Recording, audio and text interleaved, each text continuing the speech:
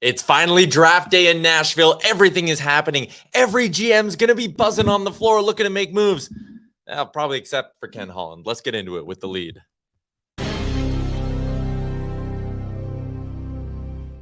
The lead is that it's draft day in Nashville, in Music City. Jason Gregor, Tyler Yaremchuk. This is Oilers Nation Everyday, streaming live on the Nation Network YouTube, where our boy Tyler Mulick is in and says, was finally able to get in early enough for a first comment. Wanted to give you a thank you for putting well, thank you for listening, Tyler. He also says, damn it, ask Frank about Anthony Mantha. We'll talk about Mantha for you in a second. We're live from the Sports Closet studio, as always. Jason Gregor's on the show all week for the Brick and Papa John. Shout out to the Brick, by the way. You want to upgrade your patio game this summer? Why wouldn't you?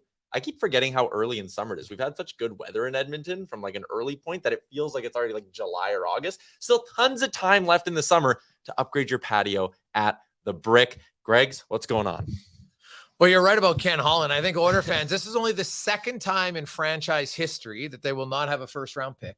The only other time was 2006. That's when they traded the pick for Dwayne Rolson and went all the way to the Stanley Cup final. So they probably got their money's worth. And I think Oiler fans are happy they have Matthias Ekholm. But it is going to be rather boring tonight. Like, I'll be wondering, is Ken Holland and the team, how many guys are going to be having like solitaire on their phone or are doing something? Because, there's 32 picks. It's not like they would have the 33rd or 34th pick where you could say, well, maybe they'll trade up in the late first round. That's not happening. They have the 56th pick.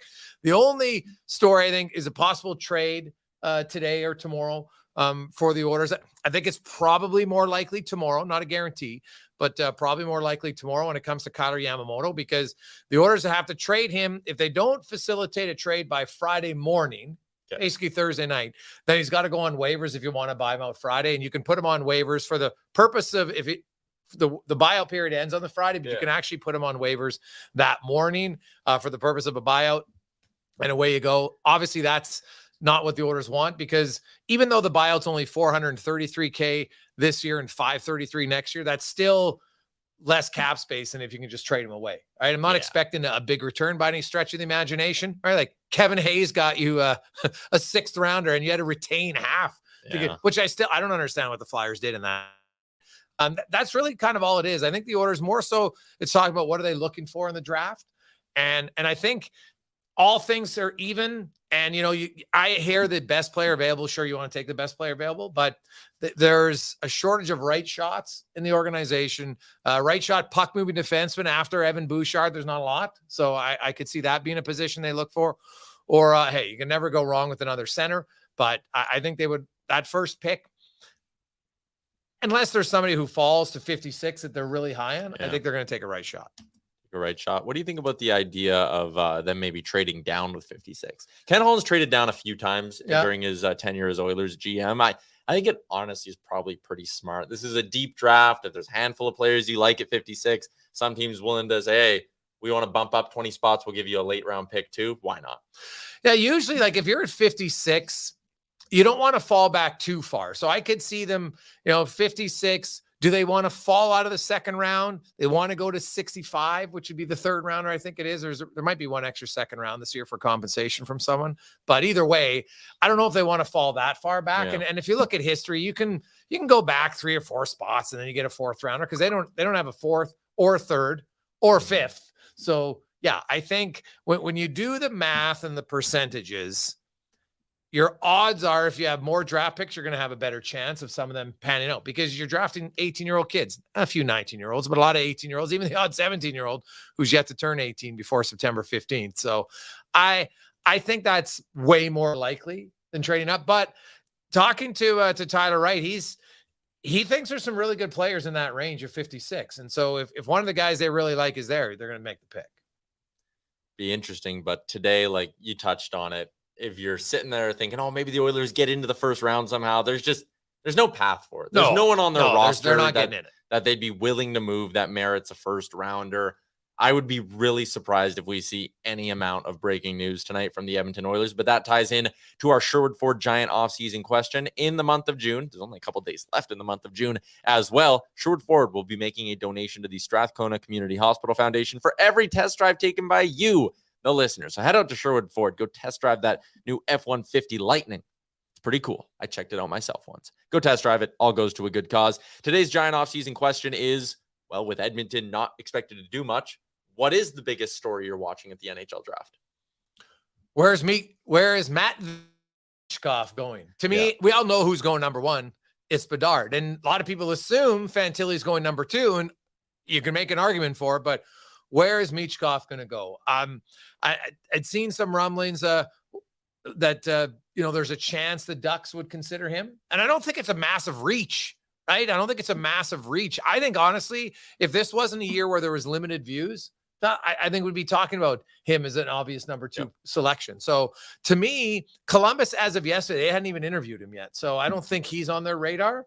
Kekalainen told you on the DFO rundown, he wants to take a franchise center. Yeah. So that would leave then the San Jose Sharks. And to me, like, if the Ducks don't take him and the Sharks don't, I'll be like, what are they doing? Now, if the Sharks don't take him, then I think the Montreal Canadiens, I think they could trade down, because I think there'll be some teams, Philadelphia, maybe Washington, who would be looking to move up. And I don't know if Montreal is that high in him. That might be a mistake, because I'll admit, this is a kid who I'm very high on. Now, granted, I haven't watched a ton of them, I'll be honest, but I've talked to a lot of people. And maybe I'm putting too much on what I've seen from him before, but this guy was just as good, if not better, than Bedard when we saw them in a head-to-head tournament. I'm not saying he doesn't shoot the puck like Bedard, but he's going to be powerful like this. It's funny because they're basically the same size player, right? Like Ovi and Crosby were not remotely the same size player, same skill set, well, different skill sets really, but both elite talents in their own right. Bedard and Michkov, I think, are a lot closer to similar players, and definitely they're both 5'10", similar size. Yeah. Frank Saravalli has the Canadiens' 5th overall pick at number 5 on his latest trade targets board. And the reporting here from Frank says the Habs are spending Wednesday's lead up to the draft deliberating as many as 5 separate offers for the pick, mostly from teams looking to make a significant move up the board. Like, I think Philly is probably one of the teams that's calling them. We've heard they are very high on Matvei Michkov. If Michkov slips, he won't slip past 7. No. Philly will take him at 7, or Philly will move up to take him, or someone else will take him before Philly has a chance. So I think that right there is one of the things I'm watching, is what does Philly do? Because if they need to have a read on what San Jose, Montreal, and Arizona are doing, because they might need to, if they really want the guy, they might need to jump up to take him. So I would bet you they're one of the teams calling Montreal. I would bet you Vancouver is one of the teams calling Montreal, trying to move up as well. We heard Alvin wants to try, but I don't think he has. I don't think he doesn't have the bullets to do it. You know who does, though? Is the St. Louis Blues. They got 3 first-rounders, right? They've got number 2. And if you look at the Blues and the makeup of their team, they're competitive next year, right? They I thought they did a steal in the Kevin Hayes trade, right? Kevin Hayes at $3.5 million. I think it's a good contract. They've got Thomas and Kyrou, so that they've kind of made their transition to their younger guys in the lineup. You draft Michkov. No, he's not going to be there for a few years, but man, when Kevin Hayes' contract is pretty much done, boom, Michkov slides in. And they're not the same player at all, don't even play the same position. But the point is, I think St. Louis is a team that if you want to entice, they have the most bullets. Like, if you look at Philly, 2 other first-round picks, you look at Washington. I don't like Detroit, maybe, but Vancouver definitely can't compete with that. So the St. Louis Blues are a team I would consider. Like Arizona, they pick 6th. They also pick 12th. Would they do it? They're not going to give up. They don't have to give up both of those picks to do it, but would they do it? I'm not sure. I don't get the sense from talking to some guys around Arizona, some guys who know more, better connections in Arizona than I have. So, but the St. Louis Blues, as I was watching, they're the team, and the Detroit Red Wings, so Ty, the one thing about the Red Wings, I still wonder if they might make a hockey trade for their pick and trade the pick, because we've seen 7, 8, 9, those type of picks get traded for established players. We've seen that, lots of them. Go back to, Jacob Voracek when he was drafted. You go back to Corey Schneider, right? Vancouver did trade and they got Bo Horvat. So, we've seen those type of deals before. And I think the Detroit Red Wings, I feel they got to take a step here. And I wonder if that's something that can entice a few teams potentially to give up a player there, and they can give them the 9th. I wonder about the Nashville Predators. They have the Oilers' first rounder this year. They have a few prospects in their system. They also have 2 second rounders this year, 3 second rounders next year, 3 third-rounders this year. They're picking at 14 this year. It would cost a lot to go from 14 to 9, but I wonder if that's maybe a team. Frank said teams looking to make a significant leap. Barry Trotz, first summer as GM, drafts in Nashville. The storyline would be cool, I guess, is more of what I'm looking at. Yeah, potentially. I think last year because of Slavkovsky in Montreal, it was like, hey, that was ideal. But the Preds I don't really know what direction they're going, to be honest. Like they've got how much money they got tied up in dead cap space, over $6 million next year, right? So, and that's for a few years because Kyle Turris is on the books for a long time and Johansson's on for another few years anyway. So, yeah, it's interesting about Barry Trotz. He's shown he's not afraid to make some moves, but like do Preds fans, they're raucous already. Do they need to, for whatever they are, 14, 15, do they have to be like, well, let's move up just to make a splash? I think if it makes sense, they do it. But I think the Preds, if I'm them, I'm holding on to my 2 picks because they really got to start replenishing. They're in purgatory. Yeah, they are. They're not good enough to compete, and they're not bad enough to get in the top 10. So I think they got to make both of their first rounders count. What do we got going on in the chat here? I see Liam asked our listeners, what will be the biggest surprise tonight? Tyler Mulick is in and says it's going to be an Erik Karlsson trade as the biggest surprise tonight. I don't know. You hear a little bit about Florida potentially. It's just too difficult to look around the league and find clear-cut fits for Erik Karlsson. Frank had it at a 25% chance that Karlsson gets moved at the draft or this summer. What would you put it at? Yeah, I think I had it at 25 when he asked me on the pod earlier. Yeah. So I look at, and it doesn't have to happen today because we've seen big trades, Hall, Subban, those trades happened, the day after, or it was even 2 days. I think it was the Monday, right? So 2 days after the draft in the past. So you could do it. Free agency, though, what's different about this year is usually you have the draft and then you have 5 or 6 days before free agency starts. We got the draft Thursday and free agency begins on Saturday. So it's a lot more condensed. And so I do think Karlsson, if he's not traded Thursday, it's got to be Friday. Like I think teams want to make that deal before free agency because then they know what their cap situation is. Zachson, he says the biggest surprise will be the Oilers announcing a Klim Kostin contract. Oh man, as a Klim Shady supporter, I'm getting nervous about the way this is going. The more you kind of hear, the more it sounds like they're heading towards a split. Do you think the Oilers could get anything for his RFA rights? No, I'd be surprised because for a team now, they're like, Edmonton's not going to qualify him because they're worried about the arbitration. Yeah. So you got to qualify him by Friday. So you've gone this far, a team would be like, well, we'll just wait. And then we could just sign him as a free agent. Right. And not have to give up anything. And like Klim Kostin, it was a really good story in Edmonton last year, right? He scored on a lot of his shots. Now he still did score 3 goals in the playoffs. Had a couple of big ones in Game 6 against the Kings. So, the thing about Costen that I like is like he's a one-shot scorer. He can shoot from distance and he can beat guys. It's a hard skill to have. And he's physical and he's tough. Yeah. Right? Like Klim Kostin does not shy away. In today's NHL, he's a very unique player because there's just not many guys who can shoot. And he's not a top 6 forward, but here's the other side of the ledger though, from Klim Kostin. You've never really established yourself as an NHLer. This is the first time, and it's 57 games. It's not 2 years, it's 57 games. And you got comfortable. You showed that you could play.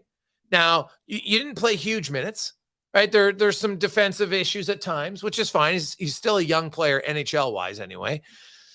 So yeah, you're going to chase the money. And I guess he could go to the KHL. We've heard he's got some KHL. I always wonder if they say, well, I got the KHL offers. As a Russian player, I'm sure he'll have some, but is that really where he wants to be? I know he's really close to his sister. She lives in California. Yeah. Does he want to be all the way over in Russia? I guess, like, if we're talking someone's going to offer him equivalent of $2 million and you're only going to get $1.1 million, then I can understand it, right? Like money talks when it's that big of a difference. But if he ends up going to Russia and it's only for like 1.5 or 1.4, and he could have got 1.3 in Edmonton, then I'm like, what are you doing? That's probably not the best decision. So I said at the end of the season, I thought there was a very good chance Klim Kostin wouldn't get qualified because teams have done it. They're fearful of what the arbitrator is going to rule like. And that doesn't mean that you can't re-sign him. And Klim Kostin, you know what? I think this is a little bit of negotiating going on here too. Ken Holland kind of hinted at that in his press conference, that this is, you know what, when you don't have the arbitration bullet, all of a sudden now that weakens your leverage from Klim Kostin's side. Now he is also a UFA, but on the UFA market, is Klim Kostin going to command big dollars? Like, and when I say big, for a bottom six forward, is he going to command 1.8, 1.9? Now it only takes one team. We saw Gabranza got 4 sheets last year, so anything can happen. But I think Edmonton could really use Klim Kostin. Right? Like, I think they had so much size. Bukestad, Costen, Fogle's big, McLeod's 6'2", he skates well. Like, they had a good mix down there. And if now you lose Costen, because he brought something that none of the other bottom six guys brought. Right? He brought an emotional edge, a little bit of I think a physicality and intimidation factor. And they don't have a lot of it. So, and there's not like there's guys on the market. Like I mentioned, Max Comtois, who I had as a guy I didn't think would get qualified because of 2.5 mil. And I think that's an ideal reclamation project if I was the Edmonton Oilers. So if Klim Kostin leaves, I'd be saying, okay, Max Comtois, you want to come in here for 1.2 or 3? Because I'll tell you, if I'm Comtois, he's been in the NHL in Anaheim when they had been out of it before the season begins. Yeah. Right. He would probably love an opportunity to be on a competitive team. Yeah. My concern with Comtois is how engaged can he stay? Like, it's tough to read. Is a guy like that on a bad team? So when there's those stretches where he's disinterested and you hear whatever happens or whatever's been going on in Anaheim, if you put him on a contender, does he snap out of that? Right. Does he become a better teammate? Does he play a little bit harder? Does he stay engaged for 82 games? That would be the question with Comtois. 6'2", 210 pounds. He's a left shot. So yeah, he basically just replaces Costen, right? Yeah. Could replace Costen. And honestly, because remember, he got his contract after he scored 16 goals in the COVID shortened season of 2021 when they only played 56 games. He was very good. He had 16 goals in 55 games that year. He's only scored 50 in the last 2 seasons in the last 110 games. So he's a guy now where you can buy low on the potential that, now maybe people will say that 21 season, that was the outlier. But for $1 million, $1.1 million, to me, it's a good bet. And you might not even have to go to $1 million potentially. He only scored 9 goals last year. Like, you might, he's probably $1 million player, I would think. Right, 6'2", can skate. There's an option. Like, that's Klim Kostin. I know fans loved him, and I get it, but it's not like he's massively hard to replace. Right now, Comtois is not as tough as him by any stretch of the imagination, but he still plays a physical brand of hockey. He's just not as good of a fighter. If you had to choose who makes the Oilers better, in like factoring the cap hit, Costen at 1.75 or Fogle at 2.75? Like, because that could almost be the choice, right? Like, if you could dump Fogle, then you can give Costen a little bit more money. True, but do you want to? Right? Yeah. So that's going to be their question. It's obviously 2.75 to 1.75. I would think it's going to be, value probably Costen for sure. I still think Fogle, I'm still kind of perplexed why he's not on the penalty kill when he was on one of the best penalty kills for 3 years early in his career in Carolina. Like, especially because the Oilers penalty kill sucked for most of last season. I'm still, you could get more usage out of Fogle. And that makes it more valuable to your team. And I know that's something he had a conversation with last summer with Jay Woodcroft, and maybe they have that conversation again. We'll see, but it's a good point. And I do know that Fogle's name, like, there's a chance. What is he, 38, I think, or 39 on Frank's trade bait board? Like, his name's out there. And I'll say this, like, teams have interest in him. You're going to get more for Fogle than you are for Yamamoto at this point. It's not close. He's a little bit cheaper. He's also a bigger body. I think has proven he's a little bit more of a playoff performer than Yamamoto at this point. So, there is some interest in Fogle, but like Edmonton, they finally got some bottom 6 depth. I don't think they just want to erode all of it. Bukestad's gone. Fogle's gone. Costen's gone. Now, they do have Holloway, and I think he'll come in and be fine. But Edmonton, they're in win now mode. I don't think they want to go into the season with multiple question marks in their bottom 6. Totally. The chat actually seems to be pretty in favor of Fogle for that question. We'll throw a poll up there on the Oilers Nation YouTube and see what you have to say. If you had to pick one, Fogle at 2.75 or Costen at 1.75. There was a comment in here that gives us a good tie-in to our news desk. It's about the Kings and the Avs both getting better in the West. Our news desk is brought to you by Papa John's and papajohns.ca. New butter chicken pizza, delicious. My favorite thing on their menu, though, Gregor, the garlic knots. I'll crush a whole thing of just those with the marinara. Ooh, code word Gregor gets 25% off. I will say the brownie dessert. It's pretty hard to beat. Frank Saravalli just wandered into the room. Breaking news yet, Frank? Okay, Frank has nothing. Frank says no. That was like one of those. Yeah. I got your notifications turned on. Everyone should have Frank Saravalli's Twitter notifications turned on, so you never miss any of the breaking news. The Papa John's news desk. Here's what Frank Saravalli has been reporting on over the last 24 hours. To me, the most interesting one is actually that Ross Colton trade. One, he's a damn good young player, and two, I like the bit of work that Colorado's done here. You trade Newhook, you get a couple of picks, you trade one of those picks, replace Newhook with Ross Colton. I think you're borderline better, and you added a pick. You've basically traded Newhook for a first, the 31st, and Ross Colton. That's what you've done. Like, they've upgraded now. It sounds like, and they've also got Ryan Johansson. Sounds like JT Compher is not going to be back. He's going to test the market. Now people say that LA's improved. Have they? Like, I'm not sold. So you look at Iafallo, Velarde, and Kupari. All three of those guys played in the playoffs. Yep. Right.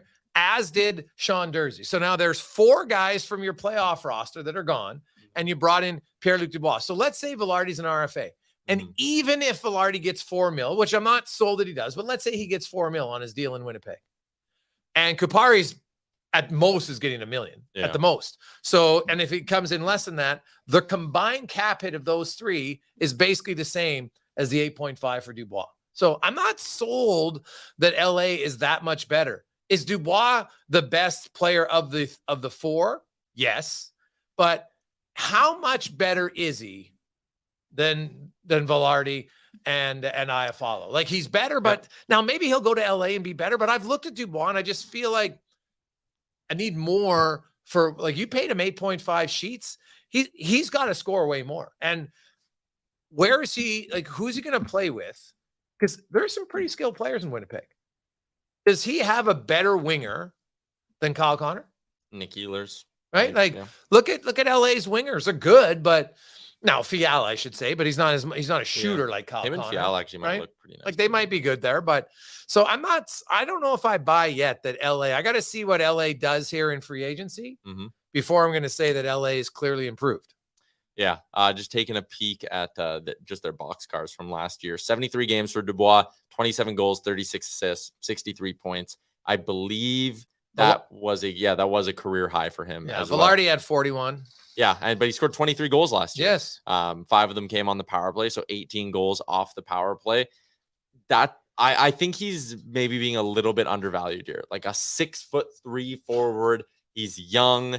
I know there's a part of it. Frank made this point on DFO Live that, like, are you not just kicking the can down the road a bit? Because in a few years, Velarde might go, no, I'm not signing here. I think at his introductory Zoom, he made a joke about how his girlfriend's from Southern California, and maybe she's not too thrilled about the move. So, like, maybe there's a part of it from the Jets' perspective where it's like, you're just kicking the can down the road. But I mean, the point is, I think Velarde's getting overlooked a bit.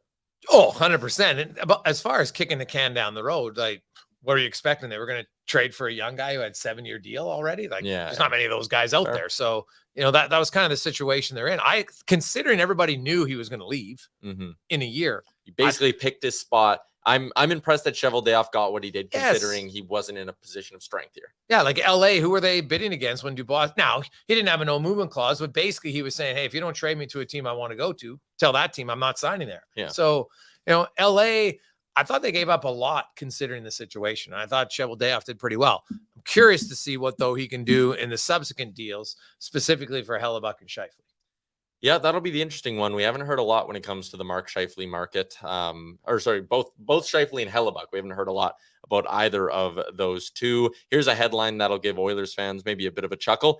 Rumors swirling that Milan Lucic could be going back to Boston when free agency opens on July 1. That doesn't surprise. Like, if Milan Lucic at $1 million, no one's complaining. He's not a $6 million player. His cap hit was more of the issue than his actual performance, right? Like if Milan Lucic can play, he's still, if not the toughest, one of the toughest guys in the league. There's an intimidation factor there.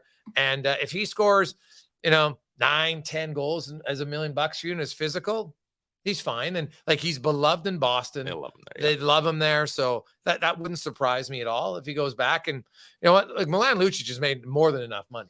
So he'll be like one of those veteran guys that we see across the league now. Tyler, probably signing 1-year deals, $1 million, 1.1, that type of thing. Taves to Edmonton is in the chat, says Scheifele to Boston for Jeremy Swayman. I don't know how well the values line up there. No, you'd have to add more if you're Boston. Yeah. What else is going on here? Yeah, someone joked that, Taylor Hall moved out. Lucic brought in. Remember the summer in Edmonton? Taylor Hall moved out. Lucic brought in a couple of days later. Kind of funny to see how those two lined up. But yeah, it'll definitely be like a $1 million deal and all of that. Like, the Hall thing was to sign a centerman or sign Bertuzzi. It's not like they were moving out money to sign Lucic. What was he on? No, Tyler Toffoli moved from Calgary to New Jersey. 3rd-round pick, Yegor Sharangovich. To me, this is, and I sat in for the entire Barn Burner show in here, so I have a ton of insight on the Calgary Flames now. This is like an interesting look into how they might handle this offseason. They didn't go for strictly futures. They didn't go for strictly picks or whatever. They got a player who can slide into their lineup. I wonder if that's a blueprint they'll follow in a Hanifin deal and a potential Lindholm deal and things like that. They clearly want to keep the window open here in Calgary. Well, they have Calgary. They've got too many good players to like. You would have to, for them to go scorched earth, you got to trade a lot of guys, right? So I think Calgary was probably the biggest underachiever across the league. And I will say that I think it's a little bit too easy to just blame Daryl Sutter for everything. Well, Daryl Sutter is because I'm pretty sure Daryl Sutter was there the year before. Lots of guys had career years. Yeah. So now I get that he's hard to play for sometimes. And there was a lot of pessimism and stuff like that around it. So it wasn't a great culture. I understand all that, but you still got to be a professional. There's times in your career where you're not going to be in the best situation. I thought Calgary had a lot of guys underachieve. So I would expect Huberdeau to be a lot better next year. And, so Calgary, could they bounce back? Yeah, they fully should be looking like Sharangovich comes in. He's in their top 9 for sure. Right now, we'll see what he gets as far as a contract goes, but it's going to be less than what Toffoli was making. So they clear a little bit of cap space in that regard, but they get younger. And Tyler Toffoli's another guy who had like a career year. So, and it's interesting. He got a career year, but it's not like, Calgary was able to sell super high on him either, right? I think his age, and also like teams look at him having a career year, and they're not sitting there going, "Oh, he's gonna do it again," right? They kind of go, "Okay, he's probably not popping home mid-30s again. He's probably gonna be in the mid to high 20s next year." Like, you're not paying the premium of a 30, 35 goal scorer here. Teams knew what they were getting. Yeah, like, what last year was. Because I know. If you look just on paper, right now, the 6 New Jersey top 6 guys, they all had 30 goals last year. But Timo Meier and Toffoli didn't play in New Jersey, right? Yeah. Timo Meier came over very late from San Jose. Now, to have 6 30-goal men on the same team, I'm just not sure there's enough pucks to go around for that to happen. Yeah. So, somebody's going to be having a little bit of regression when it comes to their goal scoring as a group, simply because, you're not all going to be in the same power play. It's impossible. Right. So where's the goal is going to come from? I could see Toffoli going backwards a little bit in the goal department. But I also think that that's a trade where of a lot of the trades lately, I think that's one that was the closest to being pretty even. And I see it of value for both teams. Yep. New Jersey gets an older player, Tyler Toffoli, who they think could probably help them more in the postseason. That they're a team now that feels like they want to take a step there. Calgary had to get rid of him. He told me he didn't want to stay. So you get a younger player who you have a little bit more control over. Adds a little bit more speed to your lineup. So that helps them. And, they get a pick. And we'll see if they make it good on the pick, we won't know for 5 years. Yeah. Also, the New Jersey Devils today announced they've signed Timo Meier to an 8-year extension, $8.8 million. That makes him the highest paid player in that Devils forward group. So they gave him more money than they gave Jack Hughes, which I found a little bit interesting. Also, well, they had to. Hughes signed his contract a few years ago. Timo Meier was getting that all day long. Yeah. Looking at the way this is split up here as well, there are some signing bonuses. So they have updated that. You were wondering about that a little bit earlier on. Timo Meier gets an $8.8 million extension, and we'll see what else the Devils can get up to this summer. Right now, Cap Friendly has them projected at $10.2 million in cap space. They got 9 forward signs. There's a few pieces there they got to get done. They got 5 D-men, so you probably want to sign another D-man. You got your 2 goalies in Akira Schmid and Vitek Vanacek signed. I wonder if they maybe look to upgrade between the pipes with some of that cap space they still have left. Yeah, well, they had the 2 young goalies. I don't think they need to. Like, I know they were rumored for Hellebuck, but like, I think that Akira Schmid's good. Like, why would you not roll? He's not as proven as Hellebuck, right? Like, if you're getting Connor Hellebuck, I would take Connor Hellebuck. Fair. Although I'm very curious about what his extension is going to look like. Right, that's a fascinating one for me. You look at his age and everything at that position. So there's not a lot of goalies who age as well as other positions, right? It's just because you talk to Kevin Woodley and other goalie guys, it's harder to play the position now. It just is. There's more wear and tear on your body. So you know what? You want to pay the guy big bucks, okay, but you got to realize that he might only be playing 50 games, 45 games, because the numbers would back it up that in a lot of cases, like 55 might be like the sweet spot for a lot of the starting goalies moving forward. A lot of people were saying, oh, he'll get the Vasilevsky deal, $9.5 million. The difference was Vasilevsky signed that 4 years ago. He was 24 years old. You were paying a premium to get the best prime years of Andre Vasilevsky. I know goalies' primes can extend a little bit longer, but I would not go to the 9s for Hellebuck if I was another GM. It's got to be way lower than that. I would think so. Yeah. What's going on in the YouTube chat? While I sit and scroll through there, got to give some love to our friends at Star Mechanical, starmechanical.ca. We talk about the deep crop of prospects available with this draft. How about the deep crop of plumbers that Star Mechanical has on staff? 50 plumbers and gas fitters, 35 of which are Red Seal journeymen. That's like the Red Seal journeyman. That's like that's a top 10 pick in the plumber game. I know the plumber game, Greg. You want to have a Red Seal journeyman. Trust me on that. Do you know the plumber game because you fixed your toilet once? My dad's a plumber. Oh, he is? Yeah, my dad runs his own plumbing business too. And so did you ever like intern at the plumbing store in the a little bit, yeah. And I have, speaking of Star Mechanical, I think there are 3 Yaremchuks that work there. I got some cousins that work at Star Mechanical as well. Really? I come from a family of plumbers. Yeah, there you go. Grinding it out. You learn something new. And then I went into the softest industry known to man, media. Dangerous Wade is in, and he says the flat cap is responsible for this Oilers cap situation. There's some people in there that were talking about bad contracts on the Oilers, blah, blah, blah, blah, blah. I don't bring those up. But the flat cap, it's confirmed today it's going to stay at 83.5 million. But how is this different for Edmonton than any other team? That's an excuse. Like, does Edmonton, the only team that 4 years ago was like, hey, well, you know what? We think the cap's going to go up. And all the other GMs were like, no, it isn't. We're all going to be cap compliant. Of course not. It's like every team's in the exact same boat with this. And thankfully, this will be the final year of it. Yep. So to me, that's just kind of you want to complain. I'm sure I know who the player is they complain about. The same one they complain about all the time. Yeah. So we've done the numbers, we've crunched all the numbers, everything. Hey, you're going to have some contracts on your team that for 1 year, the guy doesn't play well on it. If the next year he does, then you get too caught up in 1 year at a time for contracts. To me, you have to look at over the whole term of it. And so if Darnell Nurse is $1 million overpaid, well, Leon Draisaitl, I'm pretty sure, is underpaid based on his production. So it evens out. So look at it. To me, I think it's too close-minded sometimes. Let's cherry pick the one contract I don't like, and that's the reason they're all screwed. But all the other good ones, well, you should just have those. It's not always going to work out that way. Also, everyone wants to blame Holland, but I mean, I guess this is partially a Holland thing too. But like, if you don't bridge them twice and you commit to the player, you get him at cheaper. Like, that's kind of the way this works. UFA years are expensive. Okay, but keep in mind, the people that complain about Darnell Nurse not signing long-term, they didn't like his bridge deal at 5.5. They thought that was too high. What did you think you were going to sign him long-term for? It would have had to be 7. And people were freaking out over 5.5 at the time, right? This is the first year in Darnell's history that he hasn't been equal or way above value for his contract. First time ever in his career. The other years, he crushed his contract. If you go look at his production and everything else. So I think there's a lot of people that the same ones whining about it were the same ones that were like, what? 5.5? They thought that was terrible. So you're not going to appease those people. And I think they're kind of missing the boat. You can crunch. We've crunched all the numbers numerous times. You should put those guys on 300-minute or 300-second timeouts. Yeah, Liam's on it in the chat. To me, that's a similar of repeating something that has been proven time and time again. Even if you go with the average, look at all the defensemen signed around Darnell Nurse. Mm-hmm. The average contract was 8.65. So you think the $600,000 is why the Oilers are in cap hell? Give your head a shake.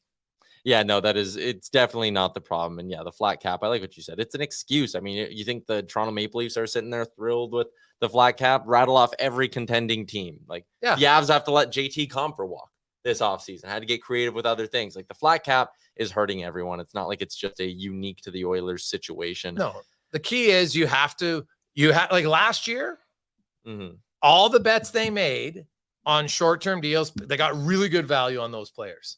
So now that's hard to have happen again. But like Klim Kostin, remember the trade? Even some people like, what? They gave up some Samorikov and they were complaining about it. How'd that work out? Right? Mm-hmm. He was a league minimum salary player, scored 10 goals for you. It was great.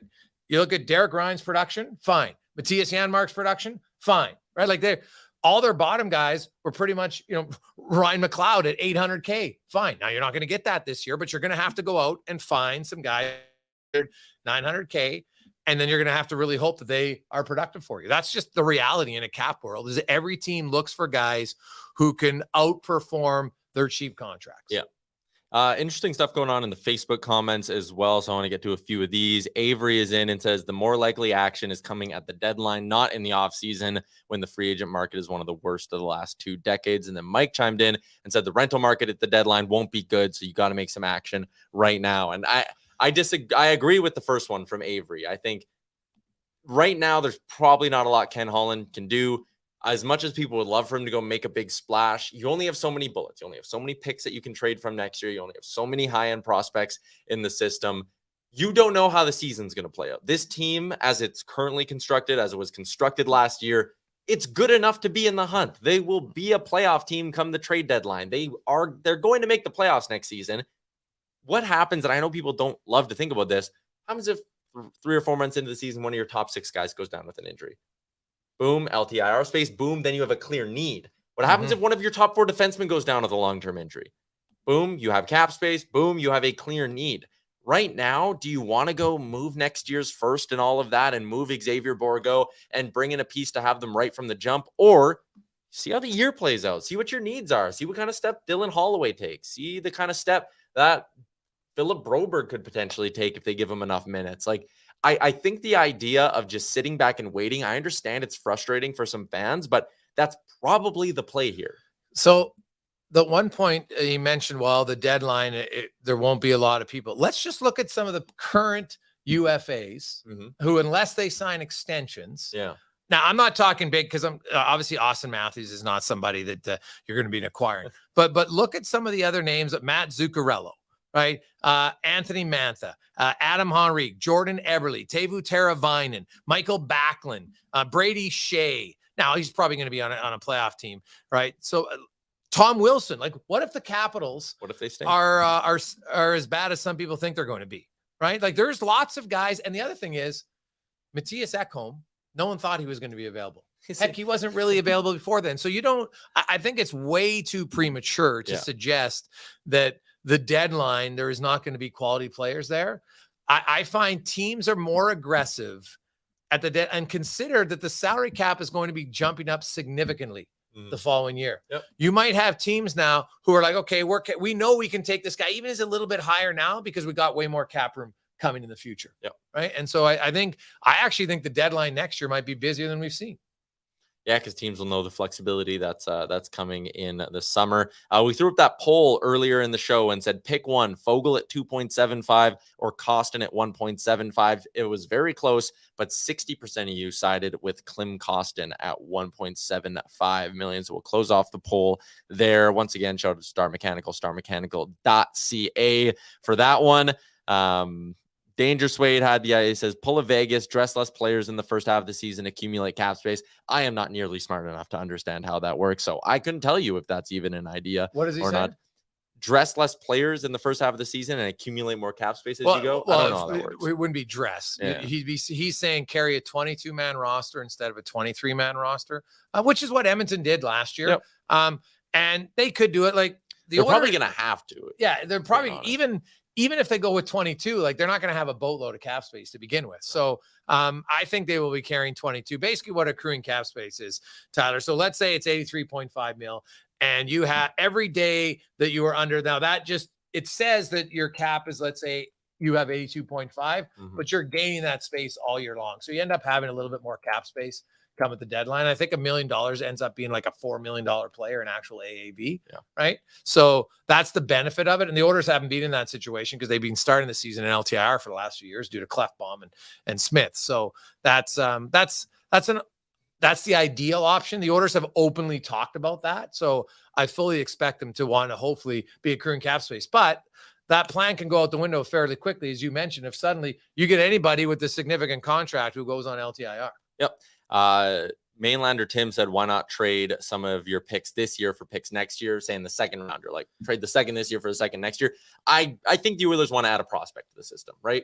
They don't want to go an entire draft where they don't pick until round 6 and 7.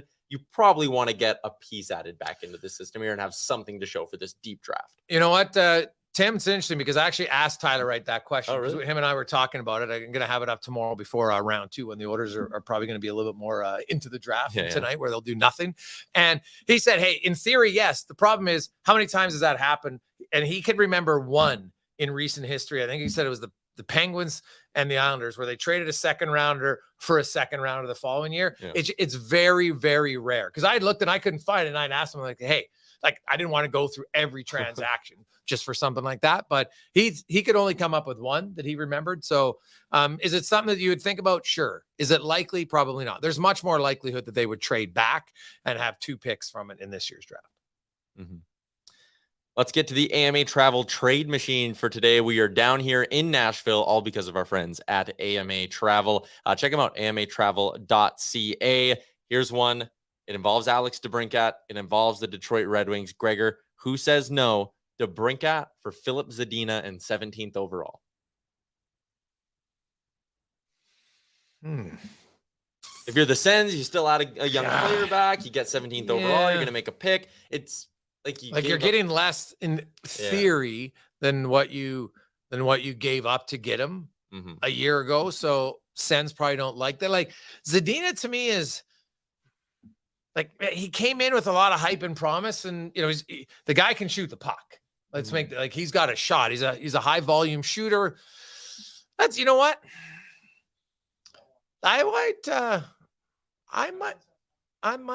say that? I might be. Frank says no one says no to it. Yeah, so that's a trade that both sides would make. Yeah, like I can see the upside for both. I think Detroit, to me, I think Ottawa would push though for the number 9 because they gave up the 7. Now they might not get it, but I think they would push for that first. Now Zadina is a former number 6 overall pick, which is obviously much higher than the second and the third rounder, but he hasn't played yet like that. Like where you got drafted 5 years ago to me is irrelevant. It's what have you been doing in the NHL, but we've seen a litany of players who, when they get to that second team, for whatever reason, it's like, oh, maybe I'm out of my comfort zone. Maybe I get like the light goes off. I got to do things different or there's just a better message. So you know what, that one, it makes some sense. Cause I think Detroit's a team that wants to add a legit player. And I thought it might be at number 9 cause we've seen trades there, but 17, you know what? I'd have no problem with them making that trade. Jones is in. What would you say? Yeah, I think it'd get done. I think that's right around there. Again, it's not quite what Ottawa gave up for him, but you know, a first, second, third to get back a good pick in a real good draft, and you get a young roster player. I think that's fine. Jones is in and says, how about this for an idea? We put a big cap hit on IR, trade for another player, then pull the other player off IR for the first playoff game. I don't know if anyone's ever done that before, but I have a funny feeling the NHL wouldn't allow it, right? All right. Anyways, what do you think about this? The free agency is coming up in like 3 days. That is kind of mind blowing because we're so wrapped up in the draft and trade talk. But like, you know, the Oilers, they'll be nibbling around the edges. What would you think about a guy like Nick Bonino as a Bukestad-esque kind of? Nope, you're out on Bonino. No, can't skate. doesn't bring enough. No. That's a good point. If you have a guy like Derek Ryan in your bottom six, you probably don't want to get even slower. And Nick Bonito's a great guy. His wife's from St. Albert, but I just think the foot speed at this stage of his career is not what Edmonton's looking for in their bottom six. Like all the other stuff he has, experience, playoff experience, really good guy in the room, everything like that. But for the style that Edmonton plays, I don't think he has the foot speed. Taves to Edmonton. What about that? If he was $1 million, he's got to decide to play. We haven't heard anything on that. Is he healthy enough to play? Yeah. Right. Like I know that obviously the advantage the Oilers have with Taves is that Duncan Keith raved about coming to Edmonton, right? Playing with McDavid and Draisaitl, all the facilities, everything you have there. You know, I think the Oilers aren't looked upon, like they're looked upon very differently than they were for many years. Since Ken Holland's come in, I think they're considered more of a professional organization in a lot of ways. They're not perfect. Let me make that clear. They're not perfect, right? Frank has outlined how small their staff is when it comes to management. That's something that probably could be addressed and should be addressed. But from a player viewpoint, you know, you have McDavid and Draisaitl. You have two of the elite players in the game, right? Jonathan Taves would come here, be a very specific role, but where's his health at, and where's his mental health at? I think as much as his physical health. But for $1 million, I'd probably roll the dice on Taves for $1 million. Yeah, it'd be a low risk signing in my eyes. Let's bring in our pal Liam to wrap up the show with a little Betway draft talk since we are down here in Nashville. Liam, we're not going to be doing a show tomorrow before the 2nd through 7th rounds of the draft. We're going to be doing one after, so the show will be about an hour later than usual. But I want to ask you, because you study this stuff, you're big into the prospects, give me your official prediction. Who are the Oilers taking at 56 tomorrow? I would actually like it if they took Lind, but he doesn't fit fully because he's a left-handed shot. But I think just the energy he's able to bring to the game is something that I think Oilers fans would really like. I put that question out to the Oilers Nation audience too, and a lot of people came back and said Lind, but a ton of people also said, do you want the Oilers to draft a goaltender with the 56th overall pick? And if you look at Stephen Ellis's list, there's a few guys there. Fowler is one who I believe was the USHL goaltender of the year. So if I had to put my bet in there, I think the Oilers should take Lind. I think he's just kind of a good fit. And he also played with their recent signing Grube in Red Deer the last few years. So maybe there's something there. Stephen Ellis kept bringing up the idea to me of the Oilers picking a goalie at 56. With Stuart Skinner there, you know, they got guys like Fanti and stuff in the system. Well, Olivier Rodrigue had a pretty good year. Yeah. I don't see a reason to take a goalie personally. No, not at 56. Yeah. I could see it maybe in the 6th or the 7th round, but I'd take a European goalie too, someone who's just going to be playing overseas, maybe not even necessarily in your North American system. Sure. Yeah. I'd be surprised if they took a goalie at 56.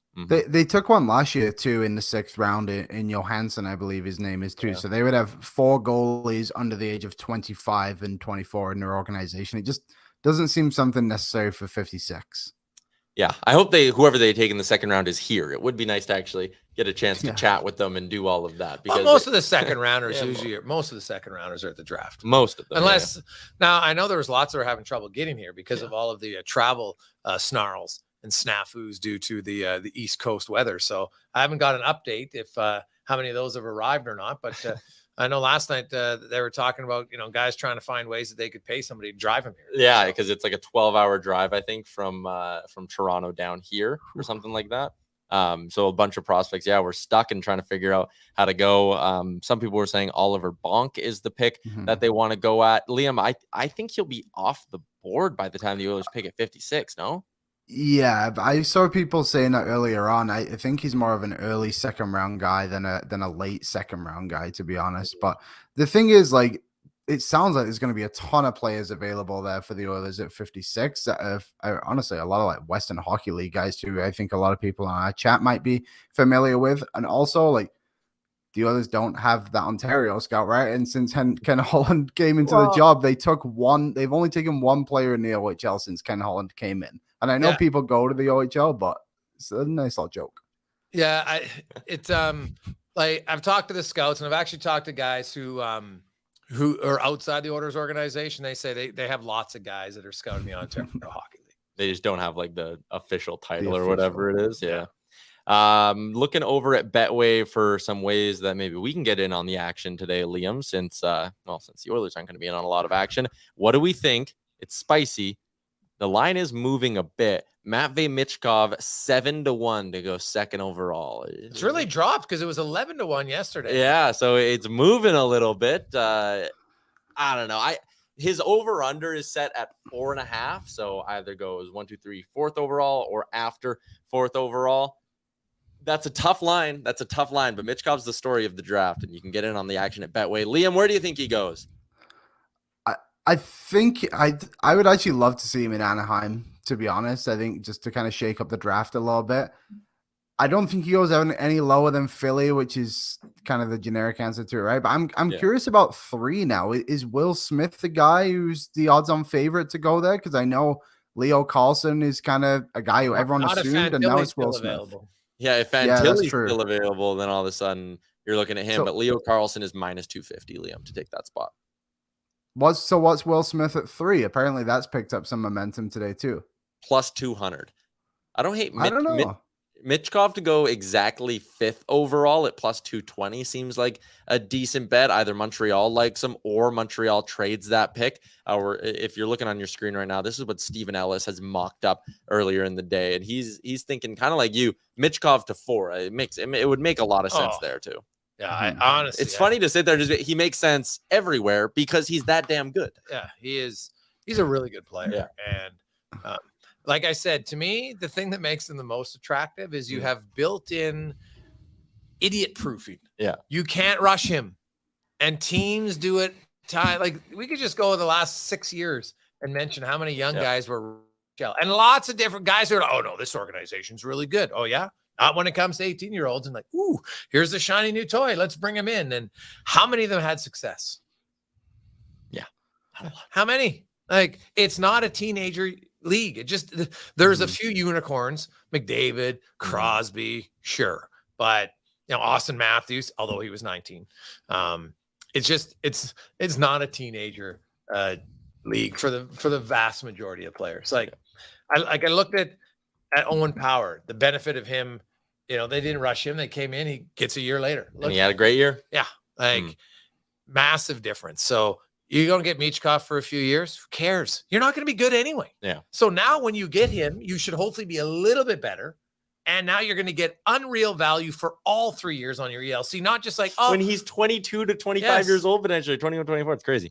Anyway, shout out to Betway 19+. Please play responsibly. Download the app now. Liam, you enjoy the first round of the draft tonight, buddy. I will. I'm excited, but I'm more excited about tomorrow. I will be on the draft floor posting a ton of social content for our friends at AMA Travel. So make sure you follow along on the Oilers Nation Instagram and my Instagram. Are you going to comb your hair or? Yeah, well, because I've never seen a guy so frazzled that, like, by the way, do you and Jay have like a little, do you guys share your gel? Like, what's going on here? Well, you guys have your own rooms, but all of a sudden it's like, I don't have my gel. Like, what's going on here? Yeah. So before the awards, Jay realized he couldn't wear a hat. So he texted me. He's like, I didn't pack any hairspray. I was like, why would you think I have hairspray? I have hair gel. So I gave it to Jay, and then he partied too hard last night. I was texting him this morning being like, wake up. I need my hair gel to do the live shows. And then he didn't wake up. So I went with the hat, and I was rattled because I didn't think my hair looked good, but whatever. Yeah. I don't think your hair looks like it's not that terrible. Fine. Yeah, it's fine. I got a decent head of hair. Anyways, Jason Gregor's appearances on the show brought to you by Papa John's. Promo code Gregor gets 25% off. And The Brick, it's their Canada Day sale. You can find out more at thebrick.com, up to 25% off sectionals. If you're in the market for a new sectional, The Brick's Canada Day sale. That's where you want to go. That's where you want to be. Also, Star Mechanical, AMA Travel, Sherwood Ford, The Giant, and of course, as always, we're live to you from the Sports Closet studio. Find them online at sportscloset.ca. Liam, you enjoy round 1. Gregor and I got to get going because Chris Faber in Canucks Army needs to slide into this chair right away. So, Liam, enjoy the draft. Everybody else, we'll be back tomorrow an hour later. We're going to be going live after the NHL draft concludes. So hit the subscribe button. You'll get notified. We'll chat with you tomorrow after the Oilers make a few picks.